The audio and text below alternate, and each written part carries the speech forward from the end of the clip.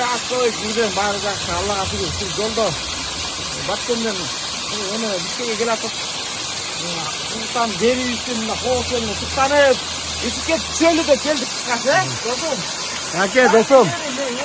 Şöyle de var da dostum. Nasıl dostum? Ha. Ah! Yavuş. Ah! Ana.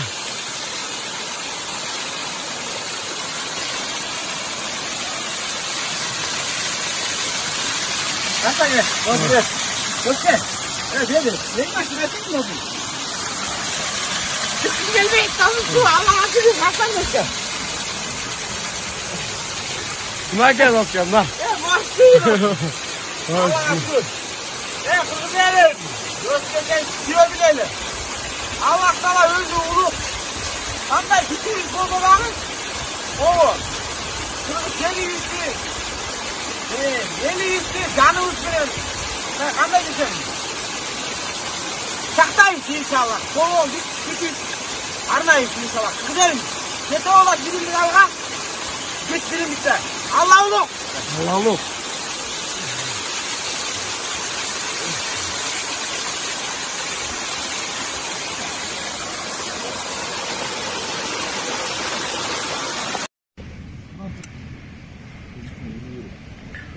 Todo es saludar. Эме жастан жүрөгүнөн чыккан сөздү сүйлөтөт. Ассалому алейкум. Кадырлуу кыргыз элим, аман кал. Мына жигиттермен жете албас биримдигинен эс алба жүрөбүз. Себеби эс алып.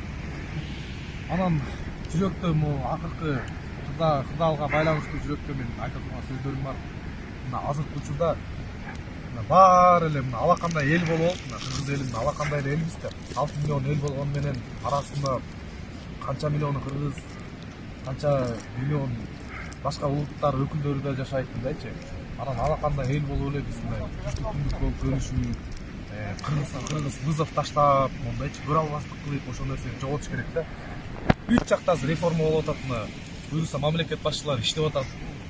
Баары жакшы. Эми биз жардамдашып спорт жаатында дагы бир реформа болуш керек да. Мына динде деле акыйдасы болот да. Акыйда деген жол менен кетет да, өзүнүн жолу болот. Ошондой эле биздин мына спортто дагы өзүбүздүн менталитетибиз болуш керек. Биз деген кыргызбыз, биз деген мусулманбыз. Ошо мусулманга мына татыктуу ошого байланыштуу мындай өзүбүздүн када салттарыбызга байланыштуу мына өзүбүздүн мына менталитет болуш керек спортто дагычы. Мына азыр карасаң боец деле бири-бирине вызов таштап атат. Ырчысы бичисине, бичиси ырчысына, блогери вайнерине, вайнери блогерине таштап атат да вызовчу. Эми биз араң мына Жети область биримдиги деген бул жазуу аттын урандын аты өзү эле мына айтып атат. Жети область биримдиги мына Жети областында биримдиктүү бололу, ынтымакта бололу.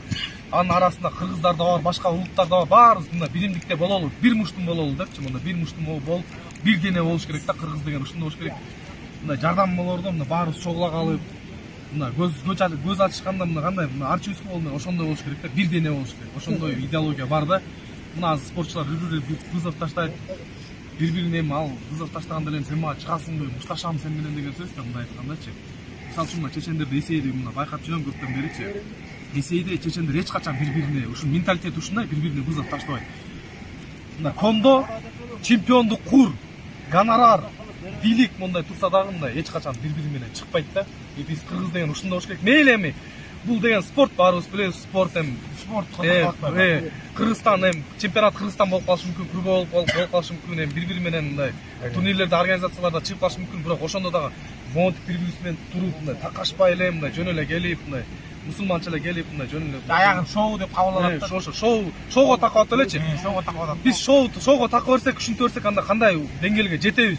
Мисалы үчүнчү кыздар деле мисалы үчүн сразу эле шорта кийип кеткен жок да, кыска шортачы. Алар мындай кийди боло береткен деди, мындай кийди боло береткен деди, мындай кийди боло береткен деди. Ана мындай ошону алдынан албагандан аягында ошого жетип бүттүк да. Эми азыр биз шоу боло берет десек, андан ары эмне болуп кетет? Биз мына жаштар белки минус жагын алсын. Мына келечек жаштардын колунда дейт. Ошон үчүн биз жаштар агайларга кайрылам. Азыркы машыгып жаткан жаш спортчуларга кайрылам. Ошонун баарына биз үлгү бололу. Мына кыргызды сыйлап, анан кыргыз менен чыгат. Утканда желегин мына желбиретип алып, айры куйрукта айланат октагондучу мындай. Учкандай эле. Кыргыз туутуп атат болбосо. И дагы бир нерсени айтып кетейин, биз эми Сарыгызды баарыбыз эле жакшы көрөбүз да, Валентина Шевченкону. алдында өзү Шевченко мына өзү украин кызы, фамилиясы айтып турат Шевченко депчи. Бирок мисалы сары кызды о Кыргызстан желегин желбирип атат ушунтат деп. Анан бизде дагы башка агайлар бар, улуттар башка, бирок Кыргызстандын мындай жаранын атасы, ата бабасы ушул жерде төрөлүп өскөндөр бар. Кыргызстан үчүн алардын деле жүрөгү күйөт. Анан ошо мисалы үчүн Абдулгажи Гаджиевди айтып коеюн, эгер Абдулгажи Кыргызстандык алда, бирок кыргыз менен чыгып калса биз бир башка мамлекеттин өкүлүндөй көрүп эле укмуш эметкен эми тиги балам деле шагын сындырбайлы да. Мындай эми ал деле кыргыздын желегин желбиретем деп жүргөндө амет берсең анын деле ошончо анан биз таң калабыз аягындачы. Неге 3 желек көтөрүп алды, неге 2 желек көтөрүп алды деп таң калабыз да. Анткени андай болбош керек. Кыргыз менен кыргыз урушташканда желекти желбиретип алып, монтип чуркаган бул туура келбейт деп ойлойм. Эң башкысы дагы кошумча кылып айта кетти. Дастан айтып атпайбы жана Абдулгажимде болду, Кыргызстан эми болду. Мейлі таанылгыча мейлі чыксын. Анан таанылбай эле азыр блогерлерин кыргыздарды жаман көрсөтүп эле мен деп эптеп чогуу үчүн эле бир байла кылып атат да. Ол болду кыргыз. Зачем актаңарга башка жагынан тагап жүрөбүз? Ооба. Биз мисалы үчүн менин мына мисалы үчүн милдет Кыргыздын гана желегин көтөрүш. Кыргыздын желегин көтөрүш жана жашоомду ошол менен семьямды багып атам да Алла. Бирок башка эмелер менен чыгышым керек да. Мен Кыргызды башка мамлекеттин өкүлдөрү менен мамлекет Бразилия, Мексика бойдон кийин кучакташып кетип калабыз.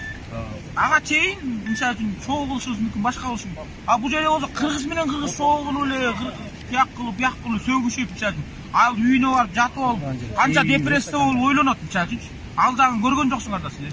Тиякта туруп эле. Ошол негизи туура жагынан кабыл алыш керек баары. Просто кыргыз бири-бирибизге бузуп таштабай эле мындай. Наоборот, бири-бири сыйлап, мындай жете болот, бириндигиде жүргөндө моду стол жайнатып алып, каяктан болот, кандай болот, келип алып сыйлашып, саламыбыз түз болсо эле мына кыргызды доказать этебиз. Иншалла. Калпабыз кийебиз, туурабы? Анан Абдулгажини ошо айтып калдым. Анан ошентип Кыргызстан жараны болуп, андай спортсмендер көп. Мен агайларды эле айта кетейин. Мына легендарлуу мына агайлардан мына ошо Павел Федотов, Валентина Антонина Шевченконун агайы, Эмиль Токтогоновдун агайы, Эмиль Токтогонов канча деген кыргыз баланы өстүрдү.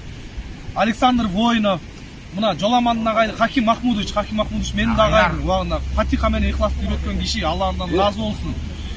Ушуда Фархаттын агайлар бар, Мурат Рамонов, Руслан Роман Царевдордун агайы бар. Ошондой айта кетсек, Елена Шевченко агай бар, тайский бокс боюнча мына агай. Мына Гришковец агай бар, мына СССРдин чемпиону орус улутундагы мына агай бар. Тахир агай бар, мына Алена Фоя мына кара тору кыргыз деп коосуна, Кыргызстан канча Алик ошондой эле Гашлама бар, мына агай. Канча деген ушундай агайлар бар да. Спортсмендерди айта кетсем, мына Валентина Антонина Шевченколар бар, кыргыздын желегин желбиретип жүргөн. Камран Аббасов бар, кандай болсо да мына кыргыздын желеги менен чыгып, мына Рафаэль Физиев, Гаджиев, Кыргыздын агайлары. Ник Рамазанов бар, мына айта кетсек, мына Руслан Роман Царевдор дегендер бар, Мурат Рамонов дегендер бар.